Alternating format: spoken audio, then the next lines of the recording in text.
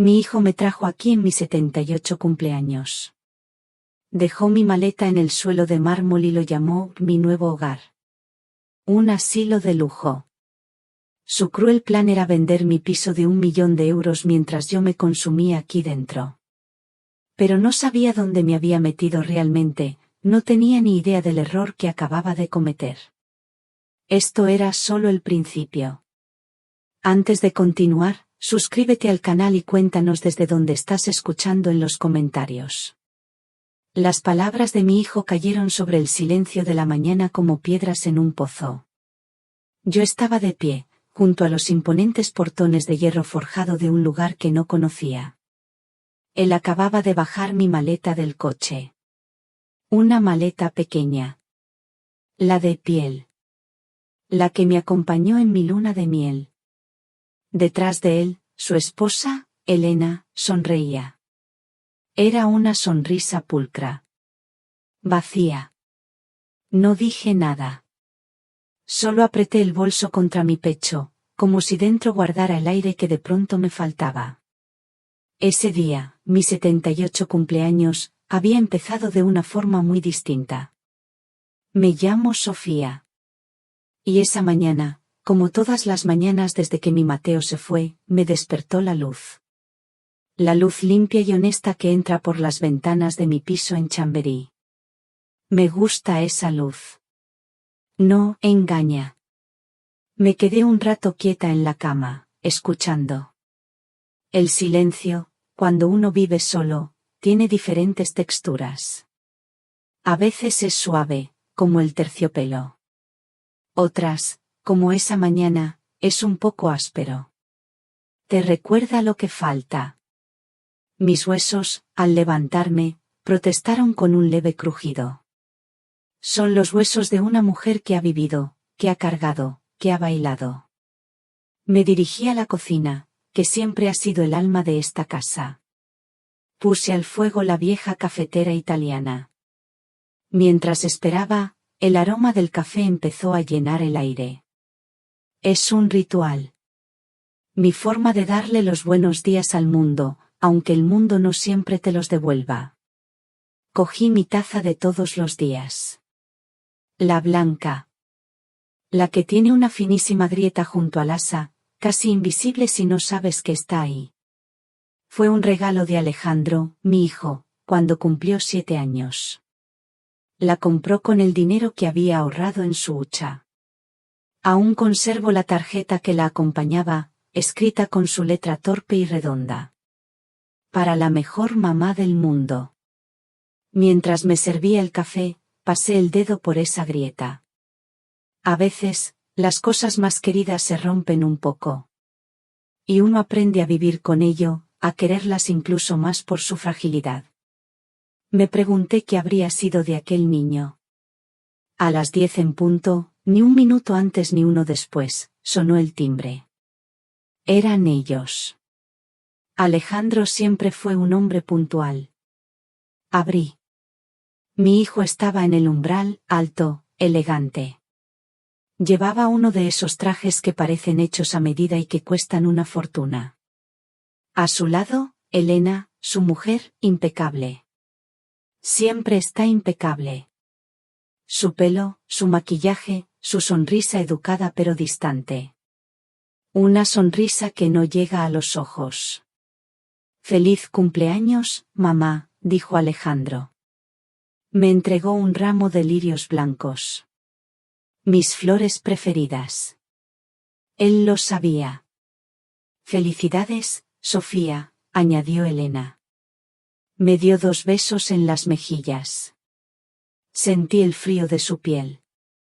Olían a un perfume caro, de esos que anuncian en las revistas. Un olor que no pertenecía a mi casa, que olía a cera de muebles, a libros viejos y a guisos lentos. Los hice pasar a la cocina. Puse las flores en el jarrón de cristal que Mateo me regaló en nuestro primer aniversario de bodas. Les serví café en las tazas buenas, las de los domingos. Se sentaron a la mesa. Y entonces, los vi mirar a su alrededor. Conozco esa mirada. La he visto antes en las visitas de compromiso. Es una mezcla de lástima y una especie de superioridad amable. Miraban mis cortinas de ganchillo, limpias pero amarillentas por el tiempo. Miraban las fotos en blanco y negro de la pared, mis padres, Mateo, Alejandro de niño. Miraban el suelo de baldosa hidráulica, desgastado por miles de pasos. Seguramente pensaban lo mismo de siempre. Pobre mamá. ¿Cómo puede vivir así, atrapada en el pasado? Mamá, te tenemos una sorpresa, dijo Alejandro, rompiendo el silencio después de una breve charla sobre el tiempo. Sentí una pequeña punzada en el estómago. Una señal de alerta. ¿Qué sorpresa?, pregunté, intentando que mi voz sonara tranquila. Hemos decidido que necesitas un verdadero descanso, intervino Elena, con esa voz melosa que usaba cuando quería algo. Te llevamos a un lugar precioso, en la sierra. Un sitio con aire fresco, naturaleza, atención personalizada. ¿Un balneario?, pregunté, sorprendida. Bueno, algo así, respondió Alejandro. Y desvió la mirada. No me miró a los ojos.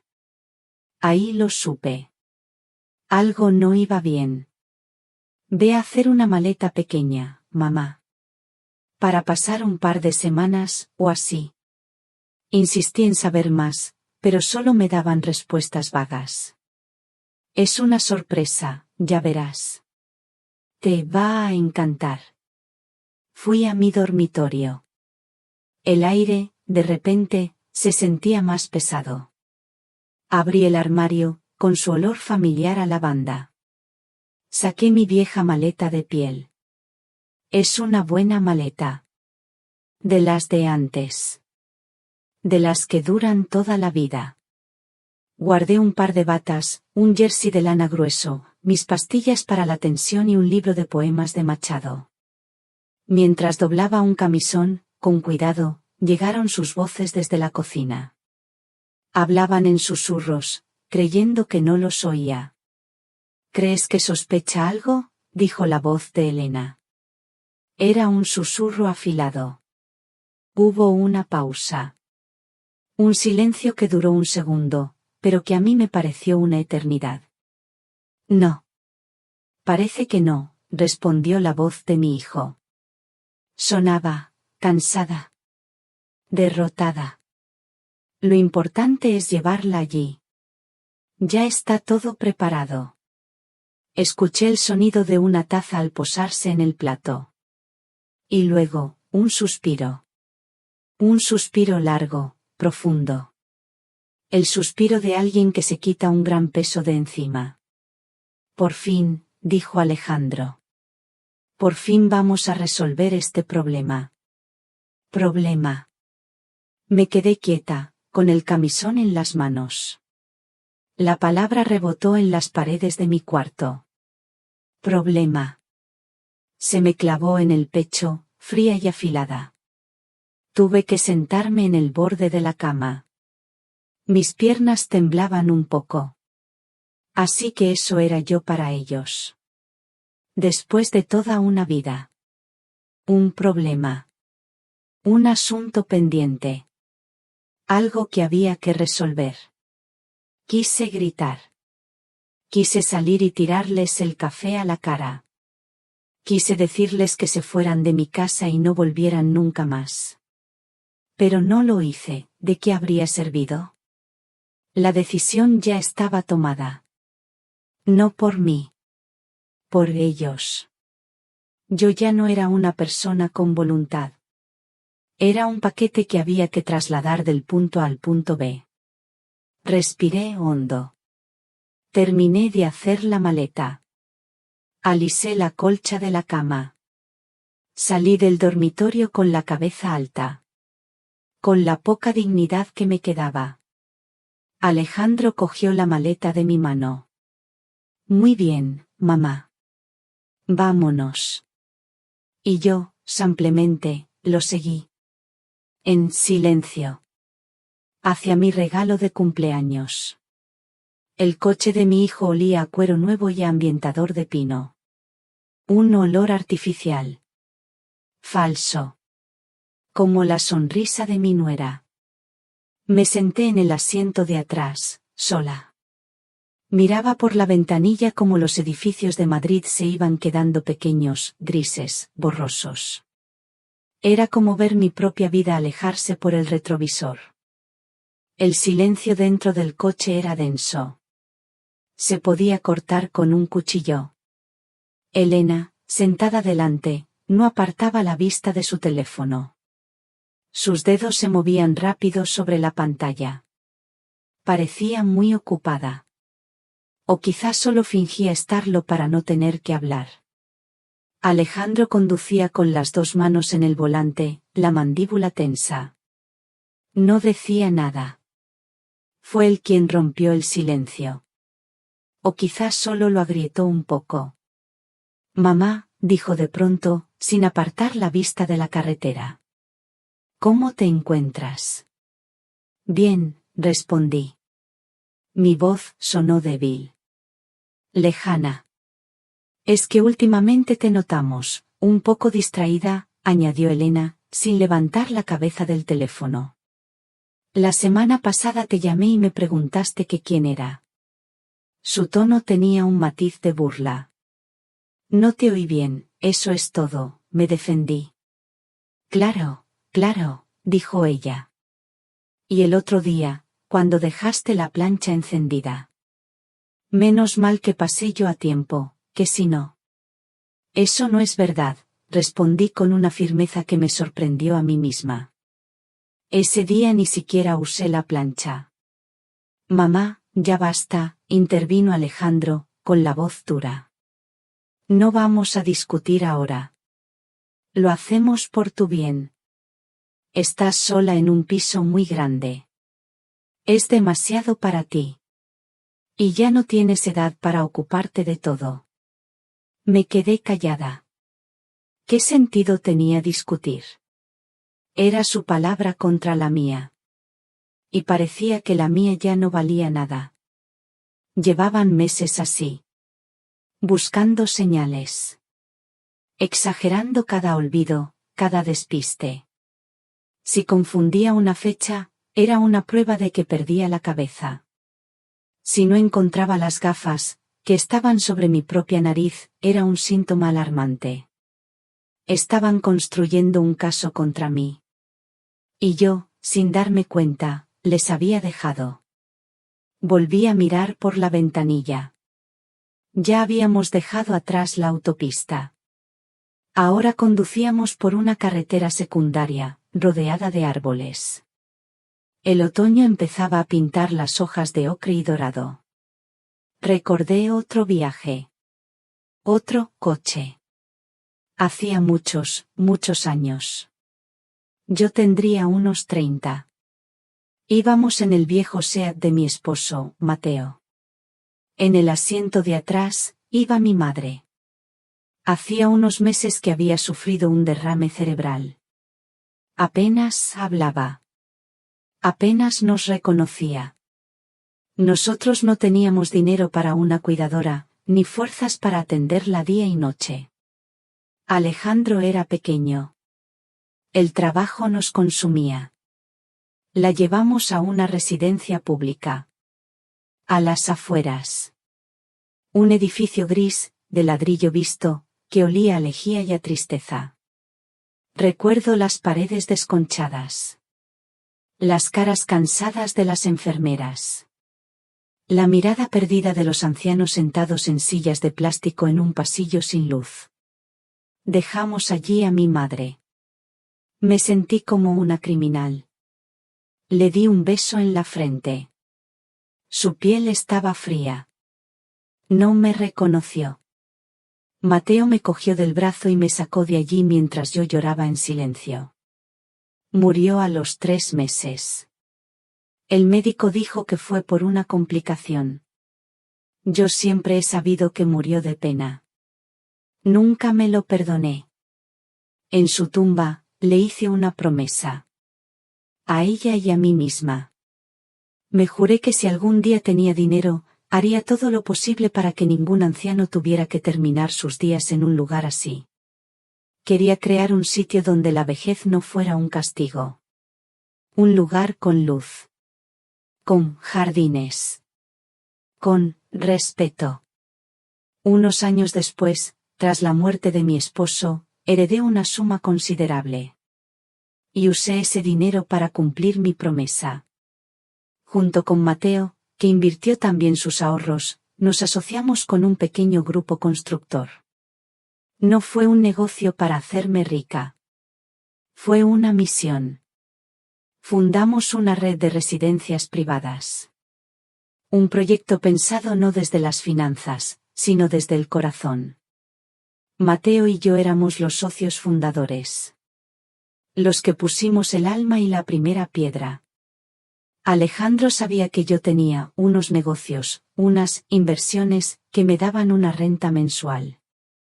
Pero nunca se interesó por los detalles. Para él, era solo una fuente de dinero a la que recurrir cuando las cosas se ponían difíciles. Nunca preguntó. Nunca le importó de verdad. Mamá, ¿estás bien? La voz de mi hijo me sacó de mis pensamientos. Estoy pensando, respondí. Pues eso está bien, dijo Elena con una risa forzada. Piensa en lo bien que te lo vas a pasar. Sin preocupaciones. Sin responsabilidades. El coche redujo la velocidad. Giró hacia un camino más estrecho, flanqueado por altos pinos. El aire se sentía más limpio, más fresco. Tras unos minutos, llegamos a unos imponentes portones de hierro forjado. Y sobre ellos, un letrero de madera noble, con letras elegantes, talladas a mano. Residencia El Roble Dorado. El corazón me dio un vuelco. Un vuelco tan fuerte que me quedé sin aire. El Roble Dorado. Reconocí el nombre. Reconocí el logo que había junto a las letras, una sencilla hoja de roble, dorada.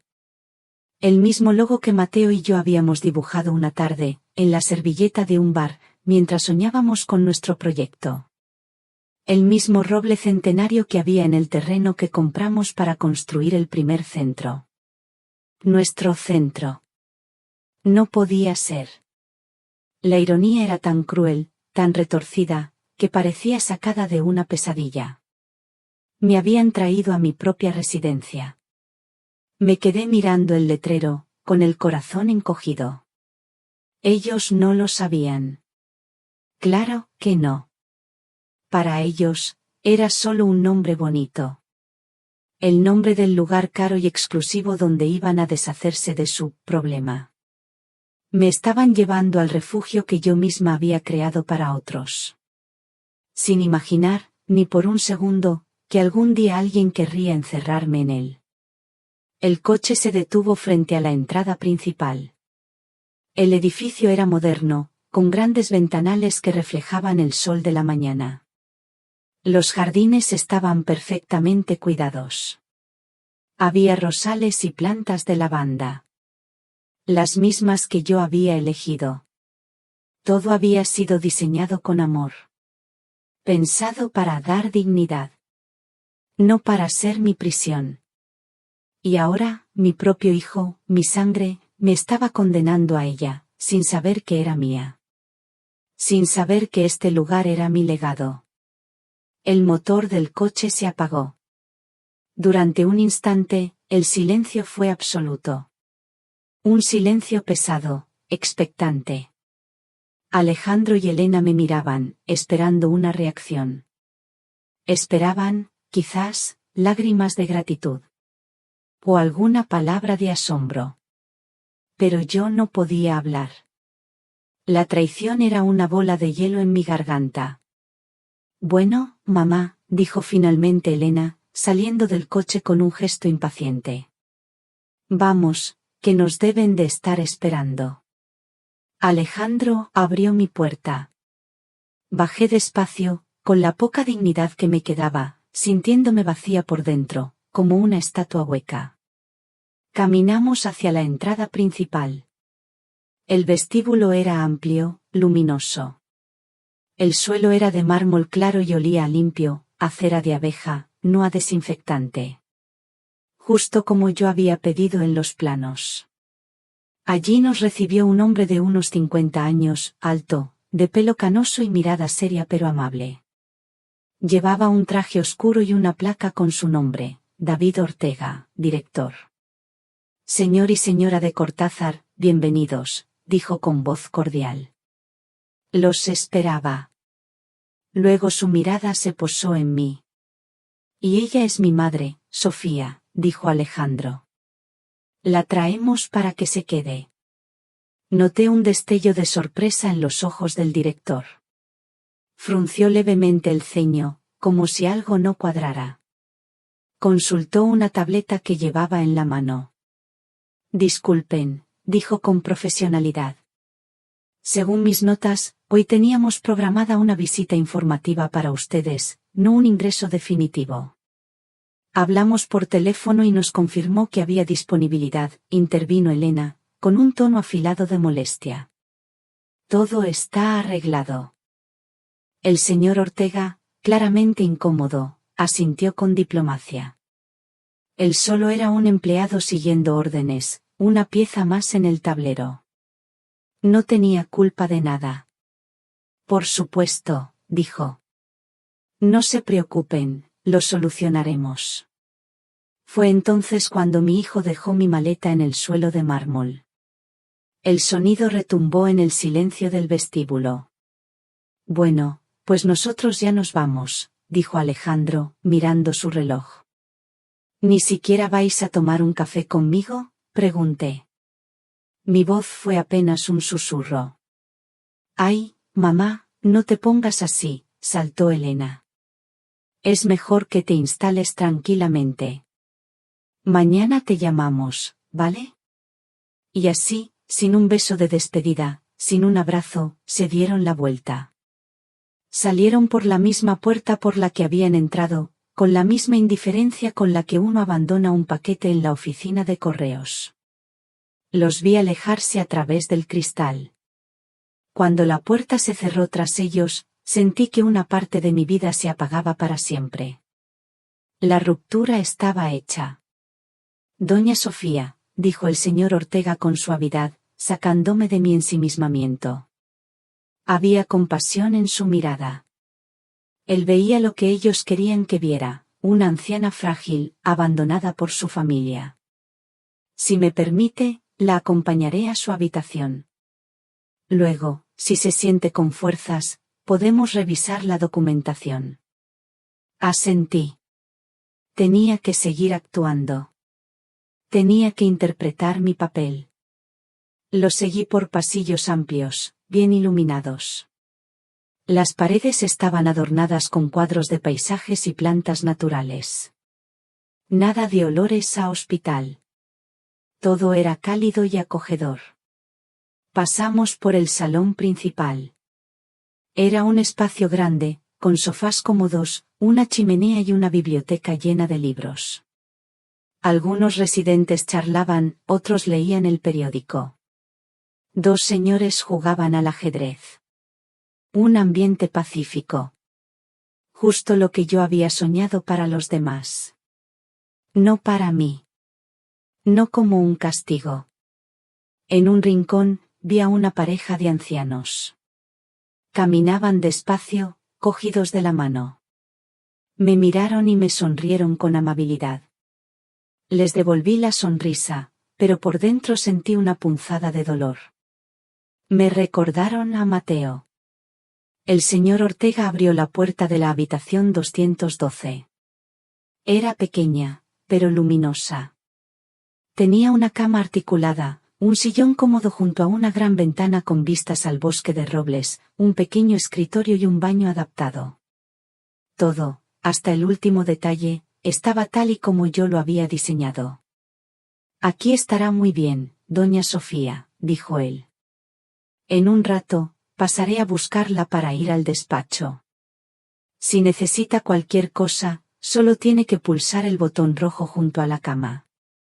Se retiró, cerrando la puerta con delicadeza. Me quedé sola.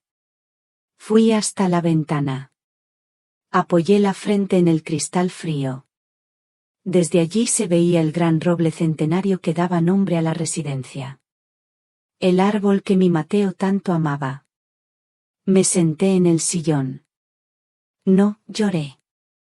No podía. Sentía un vacío inmenso. No era tristeza. No era rabia. Era la fría y lúcida certeza de la traición.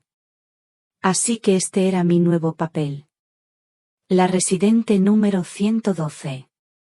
Una anciana confundida, a la que su familia ha ingresado por su propio bien. Acepté el papel. Lo interpretaría mejor que nadie. Pero sabía que no sería por mucho tiempo. Media hora después, tal como había prometido, el señor Ortega regresó. Me encontró sentada junto a la ventana, con la mirada perdida en el paisaje. ¿Se encuentra un poco más instalada, doña Sofía?, preguntó con amabilidad. Sí, muchas gracias, respondí con voz serena. Es una habitación muy cómoda. Se nota que está diseñada con mucho cuidado. Él sonrió, satisfecho. Caminamos de vuelta a su despacho. Mantuve un paso lento, un poco encorvada, como corresponde a la imagen de una señora mayor, ligeramente desorientada. Entramos en su oficina, un espacio amplio y ordenado. Me ofreció asiento y sacó una carpeta. Empezó con las preguntas habituales: nombre completo, fecha de nacimiento, historial médico. Yo respondía con calma, a veces fingiendo dudar, dejando entrever pequeños lapsos de memoria para reforzar la imagen que ellos habían vendido de mí. Era doloroso, pero necesario. Cuando terminamos, él cerró la carpeta. Eso es todo por ahora, doña Sofía. Mañana por la mañana vendrá nuestro médico para hacerle un chequeo completo y una valoración. Me puse de pie para retirarme. Pero justo cuando llegué a la puerta, me detuve. Me giré hacia él, fingiendo una curiosidad repentina. Disculpe la pregunta, señor Ortega, dije con un tono tranquilo. Sé que es algo inusual, pero soy una mujer a la que le gusta saber dónde pisa. Sería mucha molestia si pudiera echarle un vistazo a la copia de la escritura de constitución de la sociedad propietaria de esta residencia. Él se quedó sorprendido.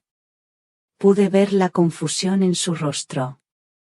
¿La escritura de la sociedad?, repitió, extrañado. Asentí con una leve sonrisa. Sí. Solo por curiosidad. Ya sabe, cosas de viejas. Me gusta leer hasta la letra pequeña. Dudó por un segundo. Probablemente pensó que era una excentricidad, la petición de una anciana un poco confundida. Se encogió de hombros. Bueno, supongo que no hay ningún problema. Es un documento público, al fin y al cabo. Le pediré a nuestro asesor que me prepare una copia. Mañana mismo se la haré llegar. Es usted muy amable, dije. Y ya que estamos, le agradecería que en el informe de mañana, el médico sea muy exhaustivo en la evaluación de mi estado cognitivo.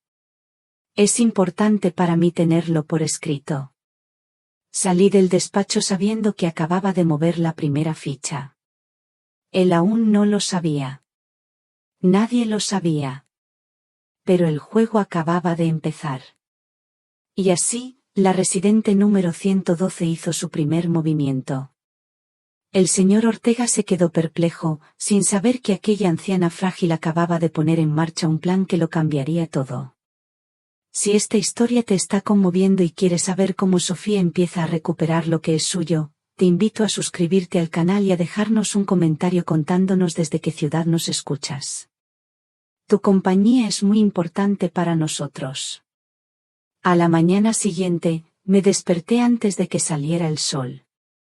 La noche había sido larga. No por insomnio, sino por los recuerdos. Me pasé horas mirando la silueta de los robles a través de la ventana, conversando en silencio con mi Mateo. Le conté lo que había pasado. Le pedí consejo. Y en la quietud de la noche, sentí su respuesta. No con palabras, sino con una sensación de calma y de certeza. Sabía lo que tenía que hacer. Tenía que defender nuestro legado. Tenía que defender mi dignidad. A las 9 en punto, tal como me había indicado el señor Ortega, se presentó en mi habitación el médico del centro. Se llamaba doctor Ibáñez, un hombre mayor, de pelo blanco y manos amables. Venía a realizar la evaluación cognitiva que yo misma había solicitado. Durante casi 2 horas, me hizo todo tipo de pruebas. Preguntas de lógica, ejercicios de memoria, cálculos sencillos. Me pidió que recordara listas de palabras, que dibujara un reloj marcando una hora concreta, que le contara que había desayunado o quién era el actual presidente del gobierno. Yo respondía todo con la misma lucidez de siempre. Con calma. Sin prisa. Cuando terminó, el doctor Ibáñez se reclinó en su silla. Me miró por encima de sus gafas con una expresión de perplejidad. Doña Sofía, dijo con voz pausada. Su hijo me informó de que presentaba usted signos evidentes de deterioro cognitivo. Dijo que sufría pérdidas de memoria frecuentes y desorientación. Yo asentí. Eso dijo. El doctor carraspeó, visiblemente incómodo. Pues, con todo el respeto hacia su hijo, debo decirle que mis conclusiones son radicalmente opuestas. Su memoria a corto y largo plazo es excelente. Su capacidad de razonamiento está intacta. Aparte de una ligera distracción, absolutamente normal para su edad, usted está perfectamente lúcida. Gracias, doctor, dije. ¿Sería tan amable de poner eso por escrito en un informe detallado? Lo necesito para mis archivos personales. Por supuesto, respondió él. Cuando el doctor se marchó, sentí una chispa de fuerza. Ya tenía mi primera arma. Un documento oficial. Un papel firmado por un profesional que desmontaba, pieza por pieza, la mentira que mi hijo y mi nuera habían construido. Ya no era solo mi palabra contra la suya. Ahora, tenía la ciencia de mi parte. Pasé el resto de la mañana leyendo en el salón principal. Observaba a los demás residentes, sus rutinas, sus conversaciones. Me sentía como una espía en mi propia casa. Nadie sabía quién era yo. Para ellos, solo era la nueva. La señora de la habitación 212. Poco antes de la hora de comer, vi al señor Ortega acercarse. Llevaba en la mano una carpeta de color beige. Doña Sofía, dijo con una sonrisa cortés. Aquí tiene lo que me pidió. Una copia de la escritura de constitución de la sociedad. Mi corazón empezó a latir un poco más deprisa. Es usted muy amable, señor Ortega, respondí, tomando la carpeta. ¿Le importaría acompañarme un momento a mi habitación? Hay algo que me gustaría mostrarle. Él, aunque extrañado, asintió. Entramos en la habitación 212. La que, según mi hijo, era mi nuevo hogar. Le ofrecí asiento en el sillón junto a la ventana. Él se sentó, expectante, probablemente pensando que le iba a comentar alguna queja sobre la comida o la calefacción. Yo me senté en el pequeño escritorio. Puse la carpeta sobre la mesa y la abrí con cuidado. No necesité buscar mucho. Sabía exactamente a dónde ir. Pasé las primeras páginas, las que hablaban del capital social y los estatutos. Y me detuve en el anexo de los socios. Lo hice sin ponerme las gafas. Sin titubear. Mire, señor Ortega, dije, girando la carpeta hacia él. Con mi dedo, señalé un nombre en la lista de accionistas fundadores. Estaba escrito en negrita. Sofía Gámez. 30% de participación. Él se inclinó para leer. Primero, recorrió la línea con la vista. Luego, frunció el ceño y volvió a leer, esta vez más despacio, como si no pudiera creer lo que veía. Levantó la mirada del papel y me miró. Su expresión de amabilidad profesional se había desvanecido. Ahora solo había desconcierto. Usted, empezó a decir, pero la voz se le quebró. Usted es. Asentí lentamente. Sí, David. Soy yo. La misma Sofía Gámez con la que su predecesor firmó este documento hace 30 años. La misma que eligió personalmente el color de las cortinas de esta habitación. Él se dejó caer contra el respaldo del sillón. Estaba pálido. Pero eso no es todo, continué. Pasé a la siguiente página. A la sección de cláusulas especiales. Mi dedo se detuvo en el punto 3b. Una cláusula que mi Mateo, que era un hombre previsor, insistió en incluir. La llamábamos la cláusula olvidada, porque nunca pensamos que tendríamos que usarla. Lea esto, por favor, le pedí. Y él leyó en voz alta, con un hilo de voz. Cláusula 3b. Como socios fundadores, don Mateo Cortázar y doña Sofía Gámez, así como sus herederos directos en caso de fallecimiento, ostentarán un derecho de residencia vitalicia y gratuita en cualquiera de los centros de la red del Roble Dorado. Asimismo, doña Sofía Gámez ostentará en vida un. Cuando terminó de leer, se hizo un silencio absoluto en la habitación. Un silencio tan profundo que casi podía oír mis propios latidos. El señor Ortega cerró la carpeta con la solemnidad de quien cierra un libro sagrado. Se puso de pie. Ya no me miraba con compasión. Me miraba con respeto. Un respeto inmenso. No puedo creerlo, susurró. Yo mismo aprobé el ingreso. Le creí cada palabra a su hijo. Señora Gámez, yo, lo siento muchísimo. Levanté una mano para detenerlo. No se disculpe, David. Usted actuó de buena fe. Es una víctima más en esta historia. Pero ahora, lo necesito. Necesito su ayuda. Porque esto no ha hecho más que empezar. Él asintió, sin dudar un instante.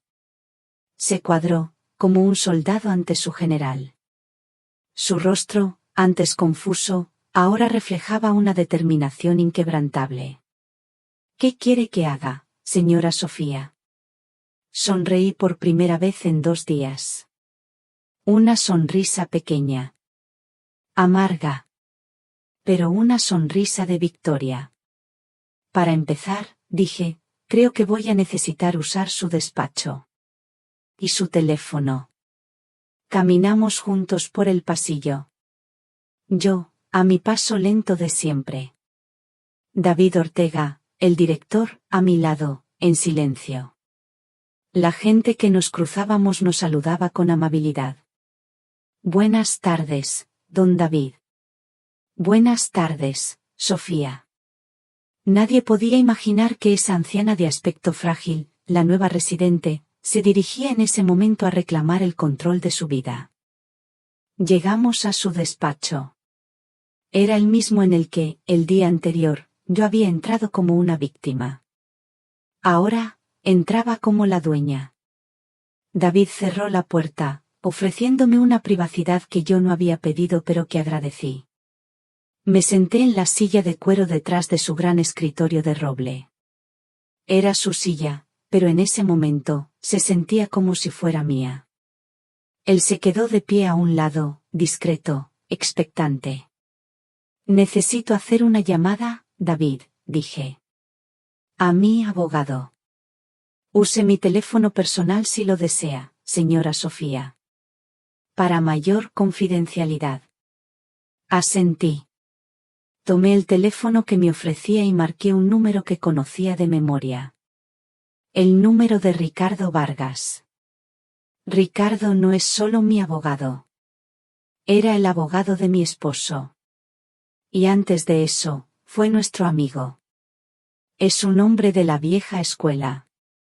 De palabra. De esos que ya no quedan. Contestó al segundo timbre. Ricardo Vargas, dígame. Su voz, como siempre, era grave y serena. Ricardo, soy Sofía. Hubo un breve silencio al otro lado de la línea. Un silencio de sorpresa. Sofía, por Dios, qué alegría. Está todo bien, ¿por qué me llamas desde este número? No, Ricardo. No está todo bien, dije, yendo directamente al grano. No había tiempo para rodeos. Y necesito que tomes nota, porque voy a darte unas instrucciones que no admiten demora. Durante los siguientes 10 minutos, le resumí lo ocurrido. Le hablé con una voz firme, sin un atisbo de lágrima. Le conté cómo mi hijo y mi nuera habían fabricado una historia sobre mi salud mental. Cómo habían orquestado mi ingreso en la residencia, sin saber que era mía. Cómo todo había sido un plan para quitarme de en medio y poder vender mi piso de Chamberí. Ricardo escuchaba en silencio. Solo oía el sonido de su respiración, cada vez más pesada. Podía imaginarlo en su despacho, apretando la mandíbula, con la indignación creciendo en su interior. Cuando terminé, solo dijo una cosa. Lo tengo claro, Sofía, ¿qué quieres que haga? Punto número 1, empecé, como si estuviera dictando un testamento. Tengo en mi poder un informe médico de hoy mismo que certifica mi perfecta lucidez. Quiero que envíes una copia compulsada de inmediato al notario y al registro. Que quede constancia oficial. Hecho, respondió él. Punto número 2. Como bien sabes, hace unos años firmé como avalista en la hipoteca del chalet de mi hijo. Un chalet en las afueras. Creo recordar que el préstamo ascendía a unos 800.000 euros. Lo recuerdo perfectamente, dijo Ricardo. Me opuse, pero insististe en ayudarle. Bien, continué, con una frialdad que hasta a mí me sorprendía. Quiero que redactes un escrito formal para el banco. Notifica mi intención de revisar y, si es necesario, retirar dicho aval, alegando un intento manifiesto por parte del titular del préstamo de incapacitarme para gestionar mi propio patrimonio. No quiero que actúen todavía. Solo quiero que el banco se ponga nervioso. Que los llamen. Que les pidan explicaciones. Entendido, dijo Ricardo. Su voz sonaba dura como el acero. Les daremos un buen susto. Y punto número 3. El más importante. Hice una pausa. Quiero que actives de inmediato la cláusula de veto que figura en la escritura de El Roble Dorado. La cláusula que me da poder para impedir la venta de mi piso. Quiero que envíes un burofax a la inmobiliaria que están usando y otro al domicilio de mi hijo. Que sepan que esa venta. No. Se. Va. A producir. Y quiero que quede muy claro que la orden viene directamente de mí, Sofía Gámez, en pleno uso de mis facultades mentales y mis derechos como socia fundadora. Silencio. Al otro lado, solo el eco de mis propias palabras. Sofía, ¿estás segura?, preguntó Ricardo con voz más suave. Eso puede ponerlos en una situación muy difícil. Ricardo, respondí. Y en mi voz estaba el peso de las últimas 48 horas. Ellos me pusieron a mí en la calle el día de mi cumpleaños. Emocionalmente, me dejaron sin nada. Que prueben un poco de su propia medicina. No los odio. Pero he dejado de protegerlos. Lo haré, dijo él, finalmente. Mañana a primera hora, tendrán noticias mías. Y del banco. Cuídate mucho, Sofía. Colgué. Devolví el teléfono a David, que me había estado observando con una mezcla de asombro y admiración. No sabía que era usted tan decidida, dijo. Yo tampoco lo sabía siempre, David, respondí, mientras me levantaba. Pero hay momentos en la vida en que la dignidad es lo único que te queda. Y hay que defenderla. Como si fuera tu propia casa. Salí de su despacho y volví a mi habitación. La 212. Me senté en el sillón junto a la ventana. El sol de la tarde empezaba a caer, tiñendo el cielo de tonos anaranjados. El lugar era hermoso. Pacífico. Pero yo sabía que esa paz era solo la calma que precede a la tormenta. La llamada estaba hecha. Los hilos se habían puesto en movimiento. Ahora, solo me quedaba esperar. Esperar el sonido del teléfono. 3 días de una calma extraña, casi antinatural. Para el resto del mundo en El Roble Dorado, yo era simplemente Sofía, la nueva residente. Me integré en la rutina del centro con una normalidad que a mí misma me sorprendía. Desayunaba en el gran comedor, charlaba con mis compañeras de mesa sobre el tiempo o sobre los nietos. Leía el periódico en el salón principal, sentada en mi butaca favorita, junto a la ventana. Daba pequeños paseos por el jardín, sintiendo el sol de otoño en la cara. Por fuera, era una anciana tranquila, adaptándose a su nuevo entorno. Nadie podía imaginar la tormenta que se estaba gestando en mi interior. Nadie sabía que, mientras sonreía a la enfermera que me traía el té de media tarde, en realidad estaba esperando. Esperando el sonido del teléfono. El director, David Ortega, me trataba con una exquisita mezcla de profesionalidad y complicidad. Hablábamos a solas cada día, en breves encuentros en su despacho. Me mantenía informado. Ricardo ha enviado ya todos los burofaxes, señora Sofía, me dijo el primer día. El banco ha recibido la notificación. Están muy preocupados, me comentó al segundo día, con una leve sonrisa. Yo asentía, y le pedía que me siguiera llamando Sofía delante de los demás.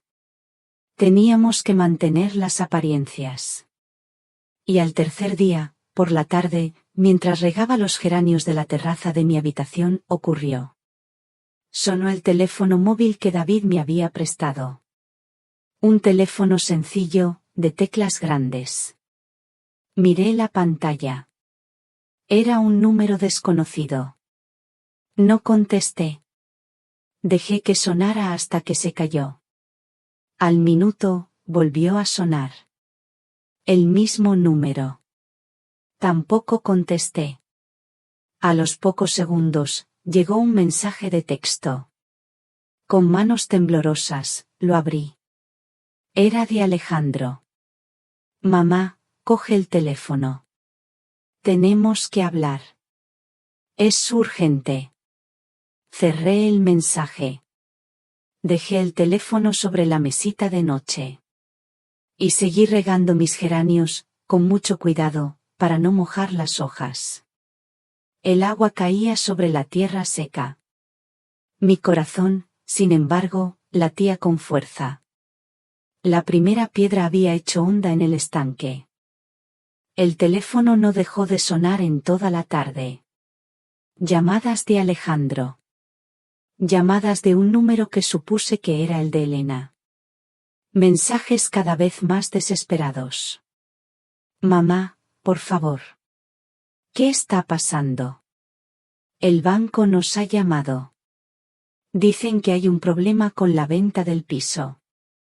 Yo no respondí a ninguno.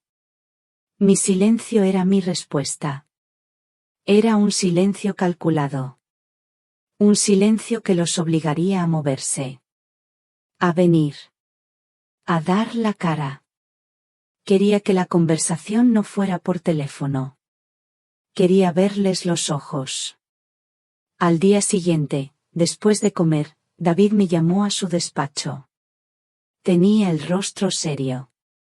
Están aquí, dijo en voz baja. En la recepción. Su hijo y su nuera. Están muy alterados. Exigen hablar con usted. Asentí lentamente. Lo imaginaba. Él pregunta qué ha pasado. Ella está gritando. Me ha acusado de tenerla secuestrada. He tenido que pedirles que pasen a la sala de juntas para no alterar al resto de los residentes. David hizo una pausa. Usted decide, señora Sofía. No tiene ninguna obligación de recibirlos si no quiere. Me levanté. Fui hacia el pequeño espejo que había en la pared de su despacho. Me arreglé el pelo con calma. Alisé el cuello de mi blusa. Me miré a los ojos. Vi en ellos el reflejo de una mujer cansada. Pero no de una mujer derrotada. Si quiero recibirlos, David, dije, girándome hacia él. De hecho, es exactamente lo que quiero. Muy bien, respondió él. Pero lo haremos a mi manera, añadí. En la sala de juntas, como ha dicho. Es un terreno neutral. Y le voy a pedir un favor. Asegúrese de que la cámara de seguridad de esa sala esté grabando. Solo, por si acaso. Nunca se sabe.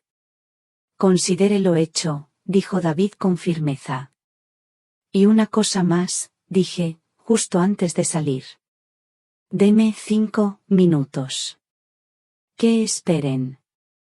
Que sientan lo que es esperar la decisión de otro. Salí de su despacho y caminé, sin prisa, por el pasillo que llevaba a la sala de juntas. No sentía miedo. No sentía rabia. Sentía una extraña calma. La calma del soldado que ha preparado el campo de batalla y espera la llegada del enemigo. La sala de juntas de El Roble Dorado era un espacio elegante, sobrio.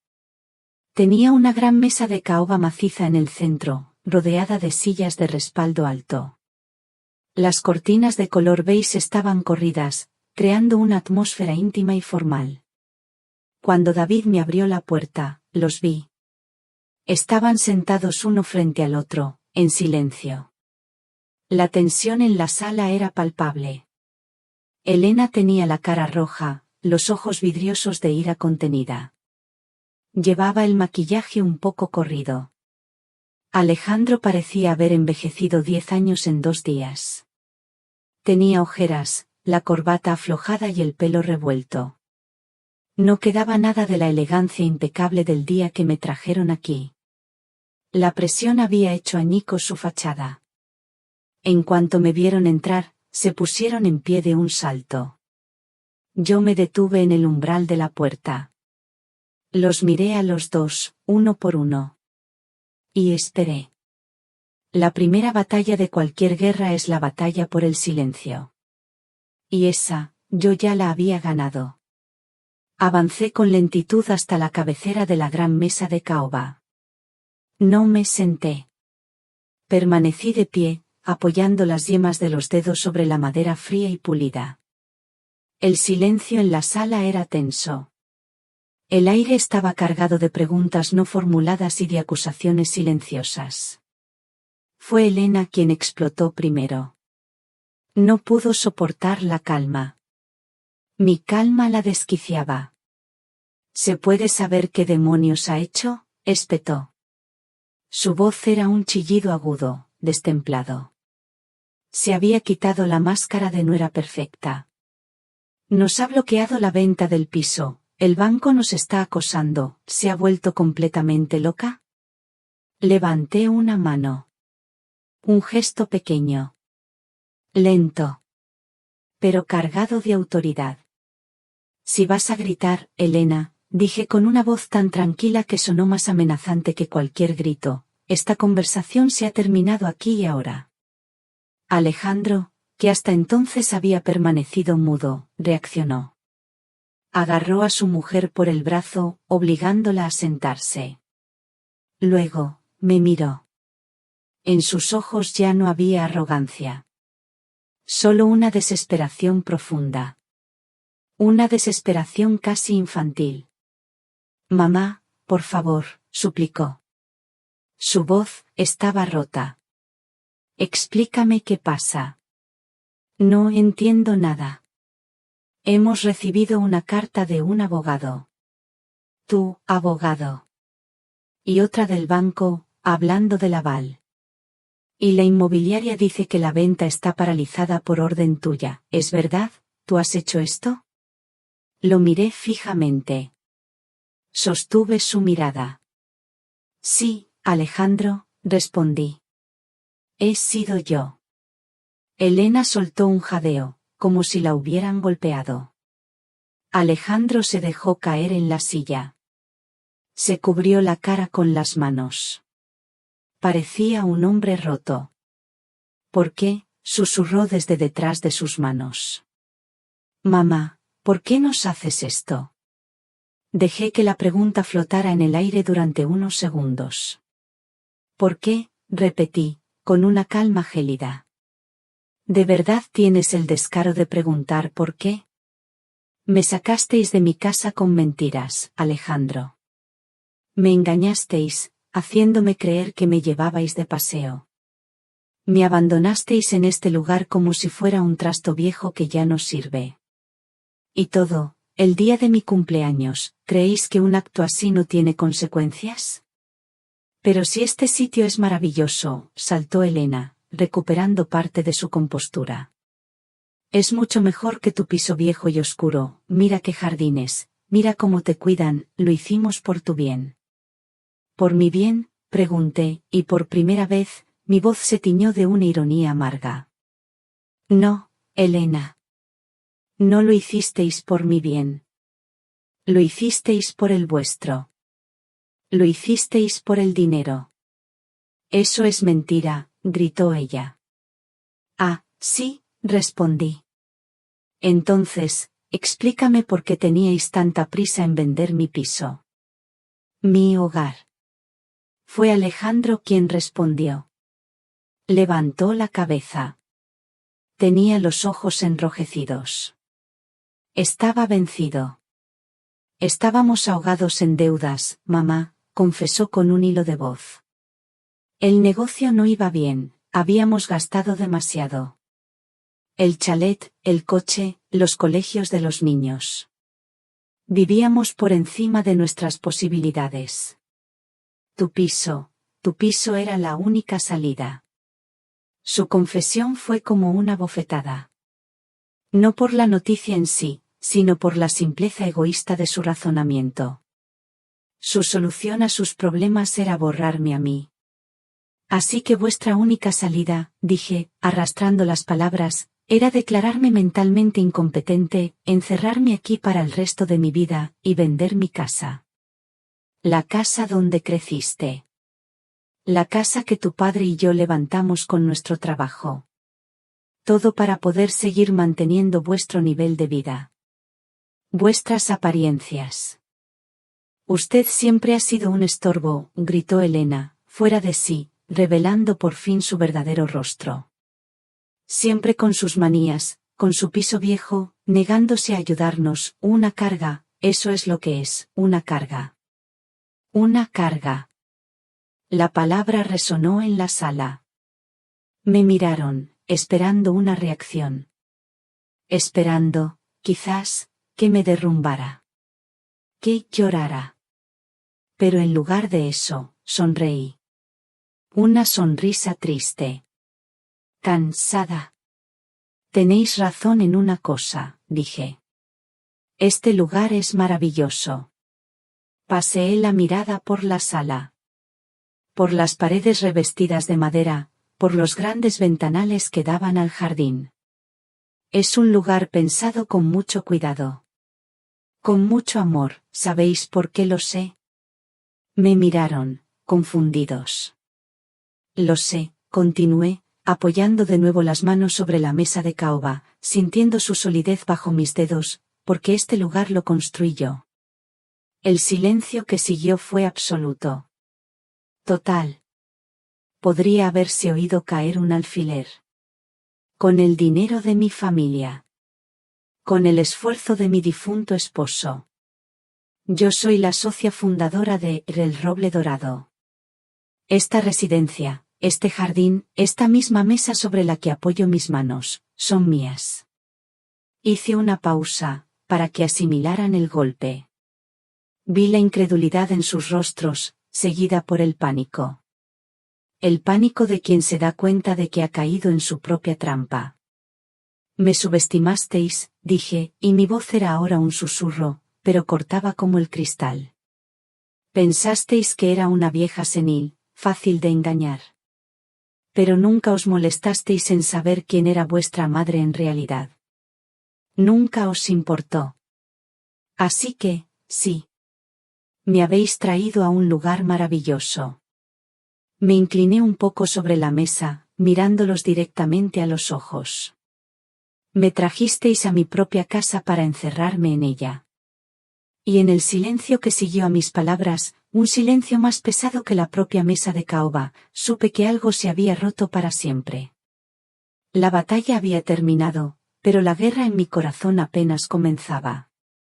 Si usted ha llegado hasta aquí conmigo, si ha sentido el peso de este momento, le pido que me ayude comentando el número 1 aquí abajo, para saber que todavía tengo amigos que me acompañan en este viaje.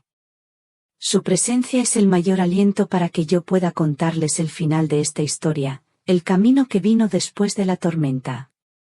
Alejandro me miraba con los ojos vacíos. Toda la arrogancia, toda la seguridad que siempre lo había caracterizado, se había hecho polvo. Parecía un niño perdido. Elena, a su lado, estaba lívida. El odio en su mirada era puro, destilado. Si las miradas matasen, yo habría caído fulminada sobre la mesa de caoba. Permanecimos así, en ese silencio denso, durante un largo rato.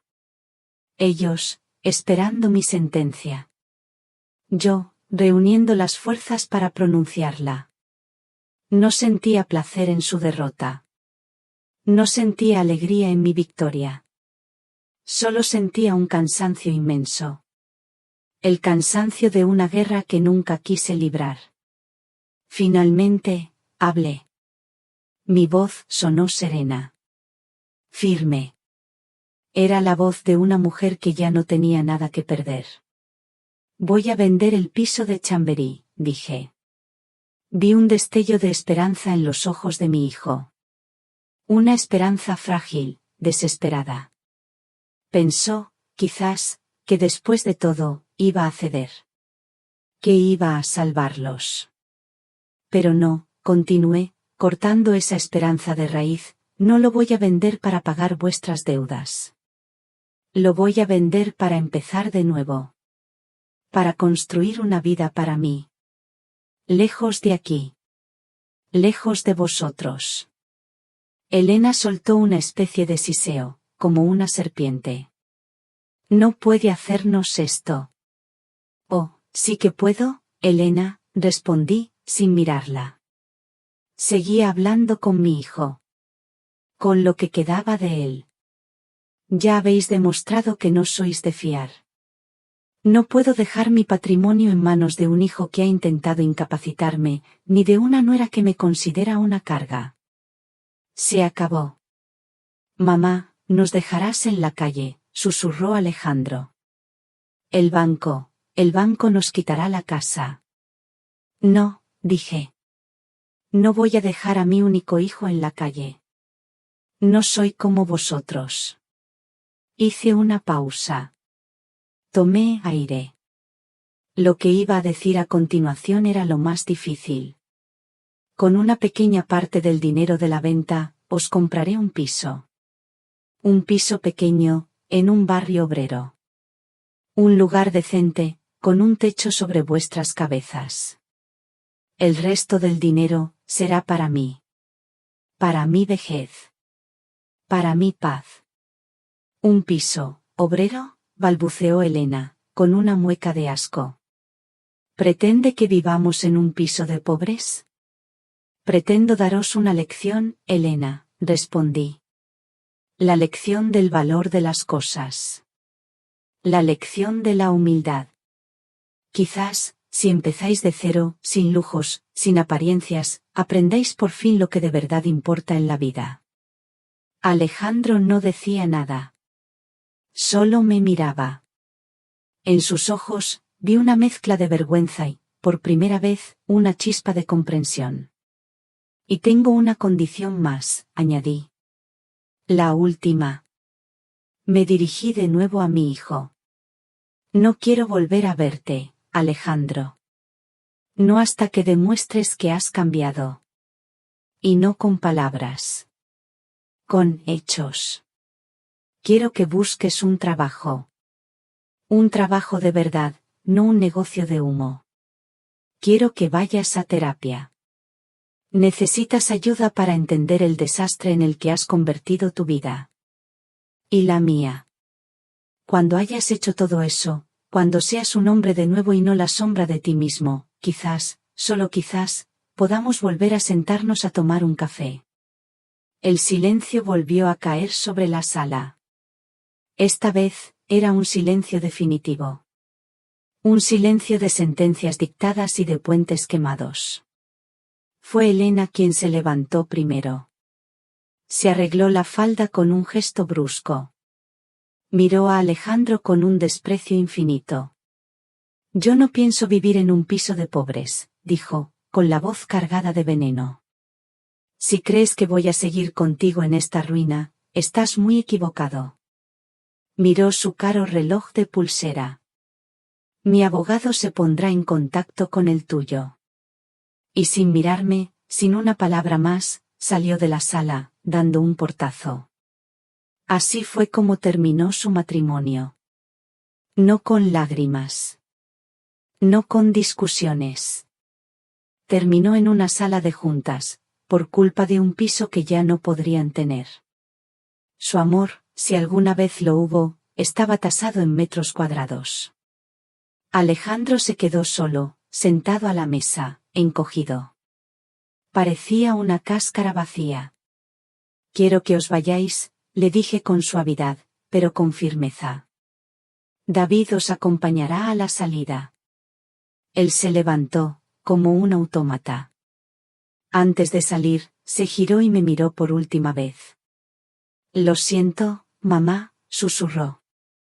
De verdad, lo siento. No respondí. Solo asentí levemente. Cuando la puerta se cerró tras él, sentí que mis piernas flaqueaban. Me senté, por fin, en una de las sillas de respaldo alto. El peso de todo lo que había pasado cayó sobre mí. No sentía alegría. No sentía triunfo. Solo sentía un vacío inmenso. El vacío de una familia rota. El eco de un amor que se había perdido para siempre. Había ganado. Sí. Había recuperado mi dignidad. Pero a un precio muy alto. El precio de quedarme, por primera vez en mi vida, verdaderamente sola. Han pasado 3 años desde aquella tarde en la sala de juntas. 3 años. A veces, cuando miro atrás, me parece que fue en otra vida. Que le ocurrió a otra mujer. Cumplí mi palabra. Vendí el piso de Chamberí. El hogar donde había criado a mi hijo, donde había amado a mi esposo, donde cada rincón guardaba un eco del pasado. Fue difícil cerrar esa puerta por última vez. Pero sabía que era necesario. Para poder sanar, a veces hay que amputar.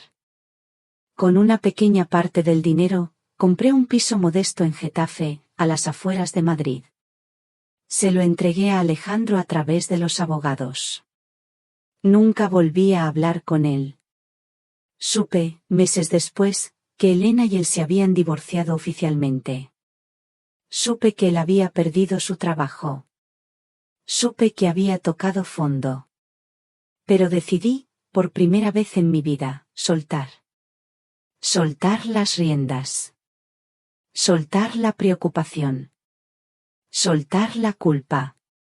Y con el resto del dinero, hice algo que Mateo y yo siempre habíamos soñado. Compré una pequeña casa. Una casa blanca, de una sola planta, con un pequeño jardín y una terraza que mira directamente al mar. Aquí, en un pueblecito de Cantabria, donde el verde de las montañas se encuentra con el azul del Cantábrico. Al principio, el silencio era abrumador. El único sonido era el de las olas rompiendo contra las rocas y el graznido de las gaviotas. Un sonido constante. Rítmico. Como la respiración del mundo. Me sentía muy sola. El dolor era una presencia física, un compañero de mesa que se sentaba conmigo a desayunar, comer y cenar. Pero poco a poco, empecé a reconstruirme. Pieza a pieza. Empecé a caminar por la orilla de la playa cada mañana, muy temprano. Sentía la arena fría y húmeda bajo mis pies descalzos.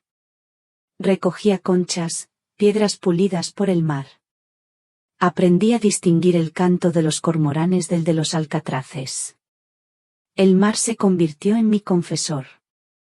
Le contaba mis penas, y él me respondía con su murmullo eterno, recordándome lo pequeños que son nuestros problemas frente a su inmensidad. Compré un caballete, lienzos y pinturas al óleo. Yo, que nunca había pintado en mi vida. Empecé a pintar los atardeceres que veía desde mi terraza. Al principio, mis cuadros eran torpes, llenos de colores oscuros, grises y morados. Reflejaban la tormenta que llevaba dentro. Pero con el tiempo, empecé a usar el naranja, el dorado, el azul claro. Empecé a pintar la luz. No buscaba la perfección. Solo buscaba la paz.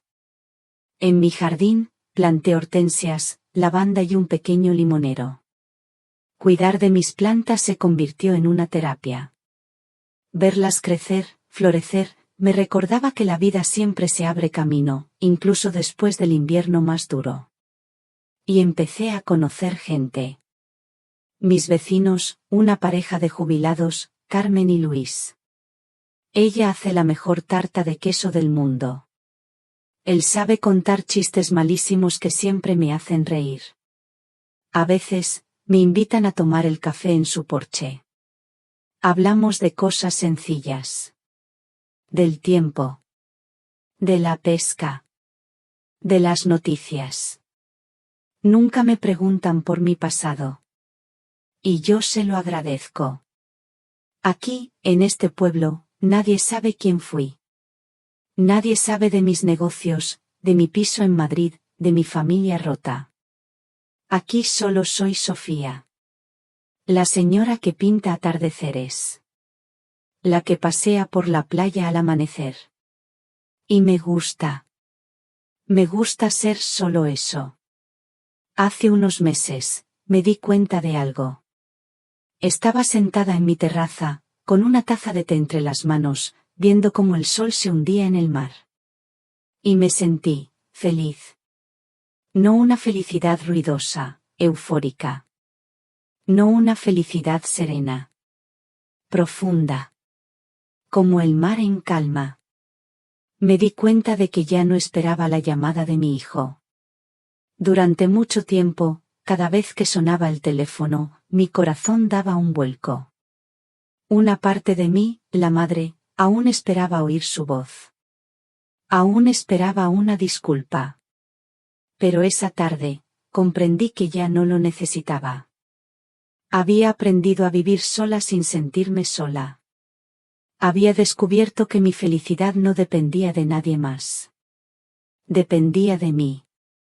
De mi capacidad para perdonar, para soltar, y para encontrar la belleza en las cosas pequeñas. He llenado mi casa de luz, de flores, del olor a salitre. He llenado mis días de pequeños rituales que me dan paz. Y he llenado mi corazón de una gratitud inmensa por esta segunda oportunidad que la vida me ha dado. No sé nada de Alejandro. Y está bien así. Le deseo lo mejor, desde la distancia. Como se le desea lo mejor a un extraño con el que un día compartiste un trozo de vida. Mi amor de madre no ha muerto. Simplemente, ha cambiado. Se ha transformado en un amor más sabio. Un amor que entiende que la lección más importante que a veces podemos dar es la de nuestra propia ausencia. La mañana ha amanecido como tantas otras aquí, en Cantabria. Con el cielo limpio y el rumor constante del mar. He paseado por la playa, he regado mis hortensias y me he preparado una buena taza de café. Pensaba pasar el día terminando mi último cuadro. Un atardecer lleno de luz dorada. No esperaba nada. No necesitaba nada. Pero entonces, mientras daba la última pincelada al lienzo, he oído el chirrido de la pequeña verja de madera de mi jardín. Es un sonido que conozco bien. El cartero, mis vecinos. Pero el sonido de los pasos sobre la grava era distinto. Más lento. Dubitativo. Me he asomado a la ventana. Y mi corazón ha dado un vuelco. Un vuelco suave, como una ola que llega mansa a la orilla. Allí, de pie, junto a mi rosal, estaba Alejandro. Estaba muy cambiado. Más delgado. Con algunas canas más en el pelo. Ya no llevaba aquellos trajes caros, sino unos vaqueros y un sencillo jersey de lana. En su rostro ya no había arrogancia, ni tampoco la desesperación que vi la última vez. Había calma. Y cansancio. El cansancio de un largo viaje. En su mano, no llevaba un ramo de lirios comprados en la mejor floristería. Llevaba un pequeño manojo de flores silvestres. Margaritas, amapolas, alguna espiga de lavanda. Flores de las que crecen en los márgenes de los caminos. Flores humildes. Y honestas. Salí a la terraza. No dije nada. Él se acercó despacio, como quien pisa un terreno sagrado. Feliz cumpleaños, mamá, dijo. Su voz era baja. Ronca. Me ofreció las flores. Las tomé. Olían a campo. A tierra mojada. A verdad. Gracias, hijo, respondí. Son preciosas. Le invité a sentarse en la terraza. El silencio se instaló entre nosotros. Pero no era un silencio incómodo, como el de aquel viaje en coche. Era un silencio necesario. Un espacio para respirar antes de hablar. Le serví un café. Fue él quien habló primero. He encontrado trabajo, dijo, mirando al mar, en una empresa de construcción. Empecé de peón, descargando sacos de cemento. Hizo una pausa. Me ascendieron. Ahora estoy en la oficina, llevando la logística. No es un gran puesto, pero es un trabajo honrado. Estoy aprendiendo a hacerlo bien. Yo asentí, sin decir nada. Solo escuchaba. Y he ido a terapia, continuó. Estos 3 años. Me ha ayudado mucho. Mucho. A entender, bueno, a entenderme a mí. A entender a papá. A entenderte a ti. Bebió un sorbo de café. Luego, se giró y me miró a los ojos. Por primera vez en mucho, mucho tiempo, vi en ellos al niño que yo había criado. Vulnerable. Humano. Fui un cobarde, mamá, dijo. Y las palabras salieron sin adornos. Desnudas. Te fallé. Pensé que te hacía un favor, pero en el fondo solo quería quitarme un problema de encima. Me molestaba tu independencia. Tu fuerza. Me recordaba todo lo que yo no era. Y cuando Elena lo propuso, elegí el camino fácil. Te fallé. Lo sé. Y sé que llego tarde. Pero, solo quería que lo supieras. Si no me perdonas, lo entiendo. Pero necesitaba decírtelo. Mis ojos se llenaron de lágrimas. Pero no eran lágrimas de dolor. Eran de alivio. Dejé que terminara. No lo interrumpí. No lo salvé del peso de sus propias palabras. Dejé que las cargara él solo hasta el final. Hace mucho que te perdoné, Alejandro, dije finalmente, con la voz suave. Te perdoné el día que entendí que, para poder vivir en paz, no podía seguir cargando yo con tu herida. Pero perdonar no significa olvidar. Ni que las cosas puedan volver a ser como antes. Significa que yo estoy en paz. Y que si tú quieres reconstruir algo conmigo, tiene que ser desde otro lugar. Un lugar nuevo. Limpio. Solo quiero eso, dijo, con la voz entrecortada. Venir de vez en cuando. Tomar un café. Ayudarte con el jardín. Escucharte hablar de tus cuadros. No te pido más. Mi casa siempre estará abierta para ti, hijo, respondí. Pero esta vez, tienes que ganarte el derecho de entrar. No con flores. Con constancia. Con respeto. Él asintió. Lo haré. Nos quedamos en silencio, mirando el mar. Por primera vez en años, sentí que algo, muy dentro de mí, terminaba de sanar. No porque él hubiera vuelto, sino porque yo ya no lo necesitaba para sentirme completa. Esa tarde, cuando se fue, supe que no todo estaba perdido. Que quizás nunca volveríamos a ser la familia que fuimos. Pero que podíamos construir algo nuevo. Algo real. Y al final, comprendí que había ganado. No le había ganado a él. Me había ganado a mí misma. Había vencido la culpa, el miedo, la necesidad de complacer. Y ese, sin duda, fue el regalo más hermoso de todos. Si has llegado hasta aquí, si me has acompañado en este largo viaje, quiero compartir contigo las 3 cosas que he aprendido. La primera es para nosotros, los padres. Nuestro amor por los hijos es infinito, pero no debe ser ciego. Tenemos derecho a nuestra propia vida, a nuestra dignidad. Poner límites no es una falta de amor, es la mayor lección de respeto que podemos enseñar. Y a veces, la mejor forma de ayudar a un hijo a ponerse de pie es dejar de ser su colchón. La segunda es para vosotros, los hijos. Vuestros padres no son un plan de pensiones, ni una solución a vuestros problemas. Son personas, con sus propias heridas y sus propios sueños. El verdadero respeto no se demuestra con regalos, sino con tiempo. Con una llamada. Con una escucha sincera. La confianza, una vez rota, es la casa más difícil de reconstruir.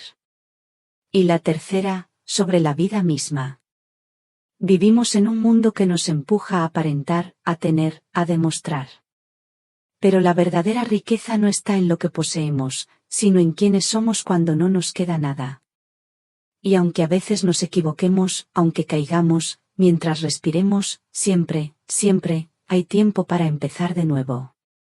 Y así, la historia de Sofía, la de una madre que tuvo que perder a un hijo para poder recuperarlo, termina aquí. ¿Qué piensas de la decisión final de Sofía? ¿Habrías hecho algo diferente en su lugar? Comparte tu reflexión con nosotros en los comentarios. Me encantaría leer cada una de vuestras palabras. Si esta historia te ha hecho pensar o sentir algo especial, no olvides dejar un me gusta, compartirla con alguien a quien creas que también puede emocionar, y por supuesto, suscribirte al canal para no perderte los próximos relatos del alma. Te espero en la próxima historia. Y quién sabe, quizás la próxima vez, el protagonista seas tú.